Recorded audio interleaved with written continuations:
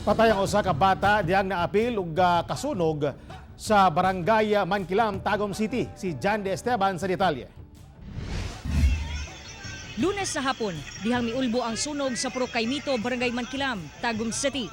Sumala sa mga residente, ni kalitra kuno og dilaab ang kalayo, rason nga naugdaw gayud ning duha ka balay.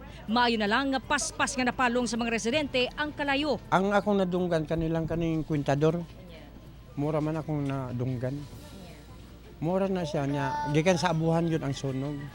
Apan wala mabantayi nga duna di ay bata nga natulog sud sa usa sa mga nasunog nga balay. Og nakaplagan na lang patay ang 6 anyos nga si J. Lord Maduyag. Dinhi sa naugdaw nga folding bed, nakaplagan ang patay og sunog na nga lawas sa 6 anyos nga lalaki. Ug sumala sa investigasyon sa Bureau of Fire Protection, nag-overheat matud pa ang gigamit nga electric fan. Nag-spark daw kini ug naabtan sa kalayo tung duol nga kurtina, rason nga miulbo ang sunog. Pag overheat, nag-spark siya, may kurtina sa wall sa kwan din.